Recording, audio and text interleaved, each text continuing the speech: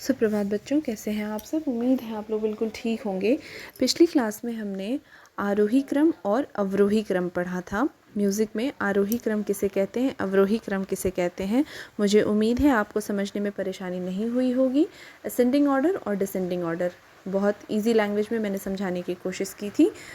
I hope आपको समझ में आया होगा। आज हम एक नए टॉपिक के साथ मिले हैं। चलिए स्टार्ट करते हैं। आज का हमारा टॉपिक है संगीत के प्रकार।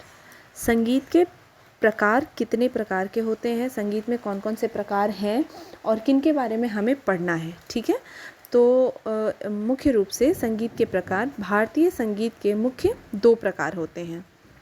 काइंड ऑफ संगीत जो है, काइंड ऑफ म्यूज़िक जो है 2 तरह का होता है, एक शास्त्रीय संगीत और एक भाव संगीत। ठीक है, तो अब शास्त्रीय संगीत क्या कहते हैं, क्लासिकल म्यूज़िक। भाव संगीत जिसमें एक्सप्रेशन हो, इमोशन ज़्यादा हम शो करते हों, उसे हम भाव संगीत कहते हैं। ठीक है, ये मैंने आपको बिल्कुल हल्के से आसान से भाषा में समझाने की कोशिश की है। बाय द वे इसका हम पूरा डेफिनेशन पढ़ेंगे और एग्जाम्पल्स भी देखेंगे। तो सबसे पहले हम शास्त्रीय संगीत क्या है वो देख लेते हैं। शास्त्रीय संगीत उसे कहते हैं जिसमें नियमित शास्त्र होता है और जिसमें कुछ खास नियमों को मानना पड़ता है, नियमों का पालन करना पड़ता है। न करने से राग हानि होगी।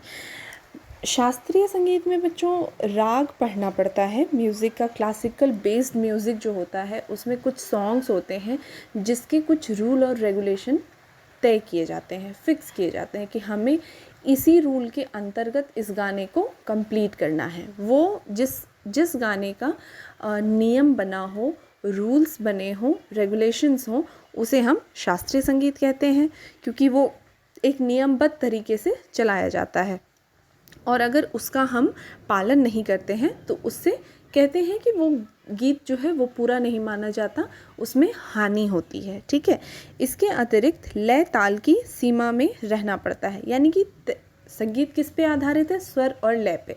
ठीक है, ताल जो है, मतलब ताल के बारे में हम आगे क्लास में पढ़ेंगे। ताल में बंधे रहना बहुत ज़रूरी है। गीत का कौन सा प्रकार हम गा रहे हैं उसका निर्वाह भी उसी प्रकार होना चाहिए, यानी कि हर एक गाने का एक नियम होता है, किस गाने को कितने देर के लिए गाना है, किस तरीके से गाना है और कौन से ताल में गाना है, यानी कि पूरा का पूरा वो एक रूल पे ही बेस्ड होता है। तो शास्त्रीय संगीत उसे ही कहते हैं जो नियमबद्ध तरीके से गाया बजाया जाता हो, जिसमें ताल की मात्रा का पता होना चाहिए और किस गाने को हम कैसे गाते हैं ये मालूम होना चाहिए। मुझे उम्मीद है आपको समझने में परेशानी नहीं हुई होगी। आप इस डेफिनेशन को बार बार पढ़ेंगे तो आपको समझ में आ जाएगा। अगली क्लास में अगले टॉपिक के साथ मिलेंगे, तब तक आप अपना ख्याल रखें। धन्यवाद।